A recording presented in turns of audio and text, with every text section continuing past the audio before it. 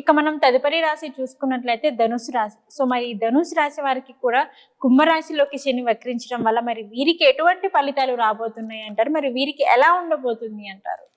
సహజంగా వక్రగతి అని అంటే వక్రగతులు 5 గ్రహాలకు మాత్రమే వక్రగతి ఉంటుంది. అందులో కుజుడు, బుధుడు, గురువు, శుక్రుడు, శని 5 గ్రహాలు పంచగ్రహాలకి వక్రగతి అనేది ఏర్పడుతుంటుంది. సూర్యచంద్రులకి వక్రగతి అనేది లేదు. రాహుకేతులకి ఎప్పుడు కూడా ఆల్వేస్ వక్రగతిలోనే ఉంటాడు. అంతరిక్షంలో వక్రగతి అనేది ఉండదు. వాటి యొక్క వేగం తగ్గుతుంది, గ్రహాల యొక్క వేగం అనేది తగ్గుతుంది. భూమి మీద ఉన్న వాళ్ళకి ఆ గ్రహం వెనక్కి వెళుతుందని అర్థం. మనం భూమి మీద ఉన్నాం కాబట్టి అలాంటి క్యాలిక్యులేషన్ చేసుకొని వక్రగతి వల్ల కొన్ని రాశుల వాళ్ళకి బాగుండటం, కొన్ని రాశుల వాళ్ళకి బాగాలేకపోవడం జరుగుతుంది. అయితే ధనుస్సు రాశి వాళ్ళకి ఈ విధంగా ఉండబోతుందో మనం చూస్తే, ధనుస్సు రాశి వాళ్ళకి సహ ఉద్యోగుల మద్దతు అనేది బాగా లభిస్తుంది. అంటే తోటి సహచరులు కొంతమంది ఉంటారు, తోటి ఉద్యోగులు ఉంటారు, కొలీగ్స్ ఉంటారు. వాళ్ళతోటి కొంత మద్దతు లభించే అవకాశాలు ఎక్కువగా ఉంటాయి. అంటే సపోర్టెడ్. దానితో పాటు ఆఫీసులో బలోపేతం కావటం, వ్యాపార ఆఫీసులో విజయాన్ని సాధించే అవకాశం, అంటే వ్యాపారంలో అనుకూలంగా ఉంటుంది. వాళ్ళు చేస్తున్న ఆఫీసులో కూడా కల్ముషం లేకుండా మ్యూచువల్ అండర్స్టాండింగ్ ఉండి సపోర్ట్ వచ్చే అవకాశాలు ఎక్కువ ఉంటాయి. దాంతోపాటు సోదరులు సోదరుల మధ్య ప్రేమ పెరగటం, అంటే బ్రదర్స్ అండ్ సిస్టర్స్ మధ్య అనురాగ బంధం, బాండింగ్ అనేది పెరగటం, మ్యూచువల్ అండర్స్టాండింగ్ అనేది పెరగటం. దాంతోపాటు స్నేహితులు సహాయ సహకారాలు అందించే అవకాశాలు ఉండటం, పెండింగ్ పనులన్నీ కూడా పూర్తి కావటం. ఏదైతే ప్రాజెక్టులు ఉంటాయో ఆ ప్రాజెక్టులన్నీ గతంలో ఏదైతే పెండింగ్లో ఉండి నిలబడిపోయినాయో అలాంటి అన్నీ కూడా పనులన్నీ కూడా పూర్తి చేయటం.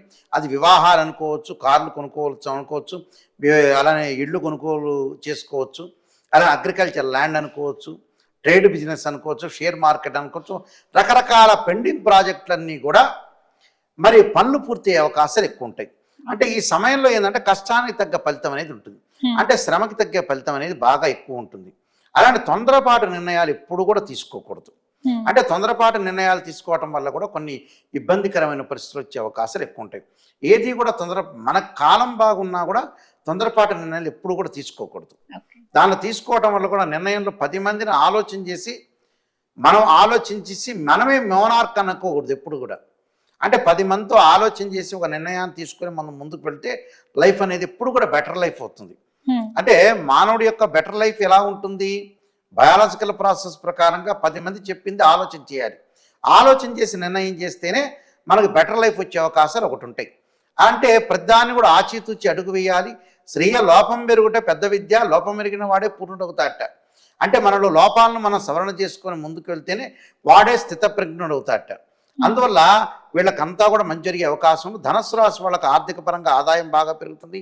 వాహనాలు కొనుగోలు చేస్తారు, అగ్రికల్చర్ ల్యాండ్ను కొనుగోలు చేసే అవకాశాలు ఉంటాయి. వివాహ శుభ కార్యక్రమాల్లో పాల్గొంటారు, వివాహాలు జరిగే అవకాశం, నిరుద్యోగులకు ఉద్యోగాలు వచ్చే అవకాశాలు మెండుగా ఉంటాయి. విదేశానికి సంబంధించిన ప్రయాణాలు కూడా జరిగే అవకాశాలు ఉంటాయి. అలానే ఎవరైతే విదేశాల్లో ఉంటారో వాళ్ళందరికీ కూడా ఆ దేశం యొక్క పౌరసత్వం కూడా లభించే అవకాశం ఉంటుంది. కొన్ని ఇంకా మంచి పరిహారాలు చేసుకోవటం మంచి జరిగే అవకాశం ఖచ్చితంగా ఉంటుందమ్మా. ఓకే గురుగారు, ధనుసు రాశి వారికి ఎలా ఉండబోతుంది, వీరికి ఏం జరుగుతుంది అనే అంశం గురించి అయితే మాకు తెలియజేశారు. అలాగే వీరికి ఇంకా మెరుగైన ఫలితాలు రావాలన్నా కానీ, వీరికి ఇంకా బాగుండాలి అన్నా కానీ సో కొన్ని పరిహారాలు చేసుకుంటే సరిపోతుంది అన్నారు.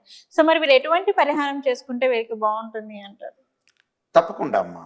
శని ఎప్పుడైతే శనికి అధిదేవతలు, అంతరిక్ష దేవతలు, అధిష్టాన దేవతలు ఉంటారు. దక్షిణకాళి స్తోత్రాన్ని పారాయణ చేయాలి వీడు.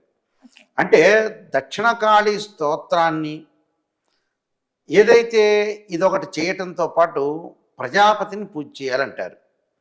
అంటే చేయటం వల్ల రుద్రుణ్ణి ఆరాధన చేయాలి.